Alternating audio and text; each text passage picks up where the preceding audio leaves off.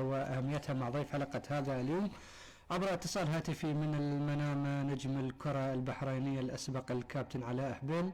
أهلا وسهلا بك في برنامج نبض المستدير عبر أثير إذاعة هنا المجد من العراق.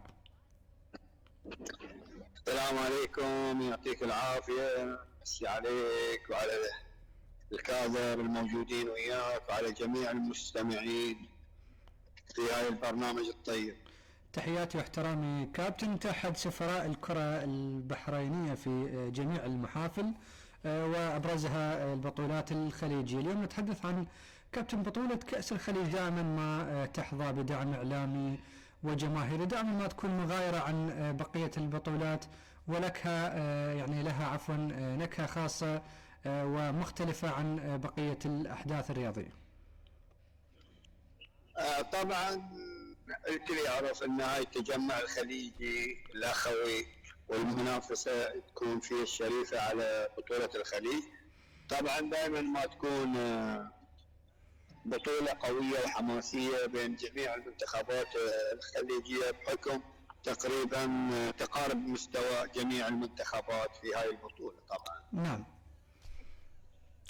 كابتن، نتحدث اليوم عن شلون شفت قرعة كأس الخليج. نتحدث عن المجموعة الأولى اللي ضمت منتخبات الكويت، قطر، الإمارات وعمان. أما المجموعة الثانية اللي ضمت منتخبنا الوطني إلى جانب الأشقاء البحرينيين والمنتخب السعودي والمنتخب اليمني.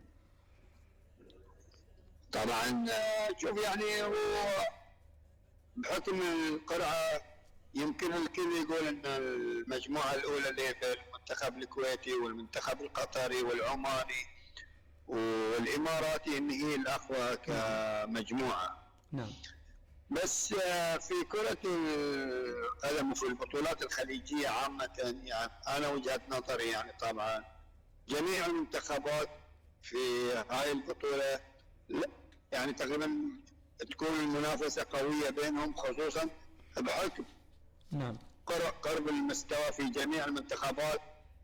حتى لو يمكن نقول مثلا في أفضلية لمنتخب معين، لو تلاحظ انه اذا يلعب مع المنتخب الخليجي الثاني يكون ما في يعني فروقات كثيره في النتيجه وفي المستويات تقريبا. بالتاكيد.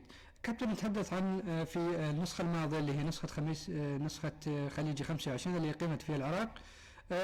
اغلب المنتخبات شاركت بالصف الثاني. اليوم المنتخبات ستشارك بالخط الاول. هل هذا الجانب راح يكون هنالك يعني نحن على موعد مع متعة وإثارة وندية، وراح تكون البطولة من الناحية الفنية أقوى من النسخة الماضية؟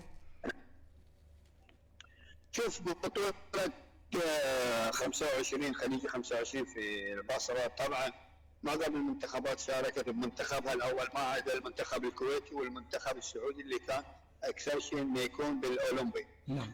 لكن هاي السنة طبعا بالنسبة للوضع صار مغاير بحكم ان معظم لاعبين المنتخب السعودي ما يشاركون في الدوري مالهم مع افريقيتهم في الدوري، فيضطر مدرب المنتخب السعودي انه يشارك الفريق الاول كاعداد الى تكملة التصفيات للتأهل الى كأس العالم.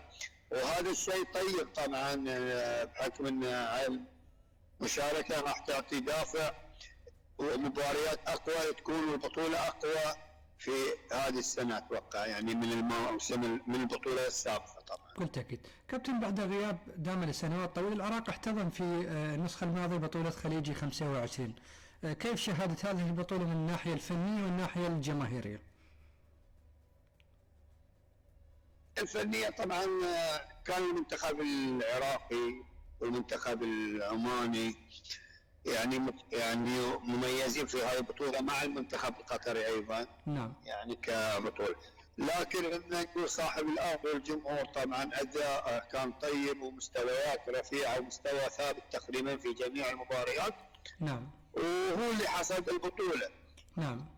أما من ناحية الزخم الإعلامي والجماهير طبعا أنا كنت قلتها الموسم في البطولة السابقة في الاستوديو في قناة العراقية. نعم. أن أي بطولة تبغيها تنجح في خليجي طبعا يمكن وجهة نظري أفضل استضافة تكون في دولة الجمهورية العراقية، لأن بحكم الجمهور قوي حضوريا في جميع المباريات للأمانة. بكل تأكيد. كابتن، حتى نتحدث بواقعية، هل كنت تتمنى أنه تعود عقارب الزمن إلى الوراء وتشارك في بطولة على الأراضي العراقية؟ شيء طبيعي يعني، الكل مو انا، يمكن جميع اللاعبين السابقين يتمنون المشاركه في بطوله الخليج في دوله العراق بحكم الجمهور يا اخي اللي يحل المباريات للامانه يعني. بكل تأكيد نعم.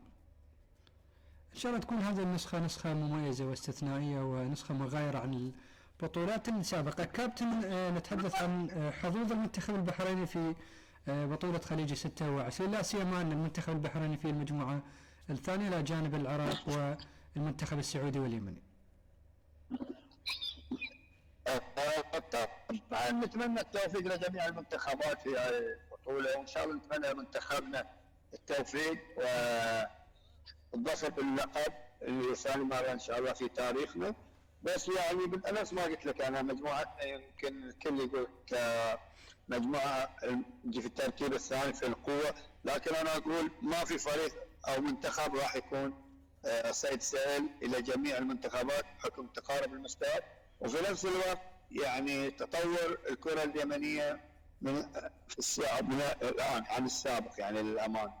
يعني حاليا راح يشاركون في المنتخب عندهم تقريبا 11 لاعب محترف يعني هاي، واحنا الفيصل في هاي جميع المباريات انا اتوقع المستويات راح تكون متقاربه، اللهم اللي يستغل الفرص مثلا ويلعب بروح واصرار وعزيمه هو اللي راح يمكن يكسب المباريات والتاهل للدور الثاني طبعا. بكل تأكيد. كابتن، يعني واحده نعم. كابتن، نسخة كأس الخليج دائما ما تقام قبل سوق الانتقالات الشتوية للدوريات، هل تتوقع سنشاهد بروز مواهب شابة من المنتخبات المشاركة؟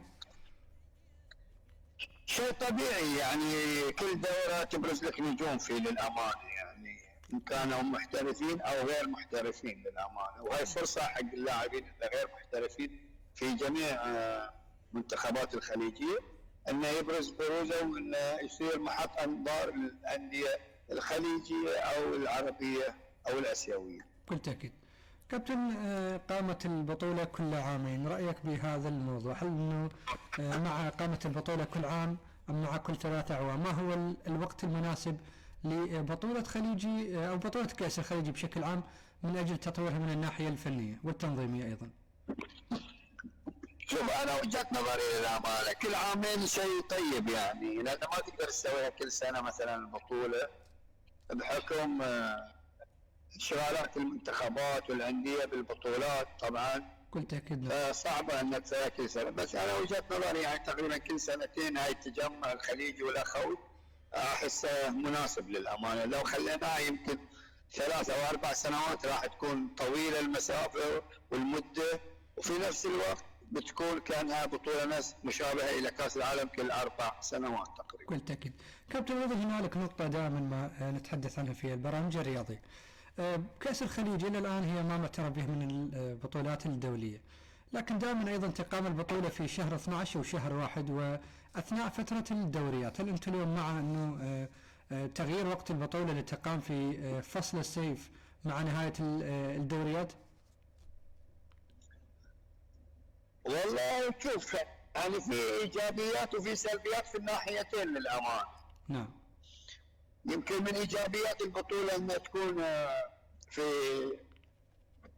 الشتوية يعني في أوقات الشتوية أنه يكون الجو بارد وجو ممتع لكرة القدم. ويعطي أفضلية للاعبين بتقديم أفضل المستويات.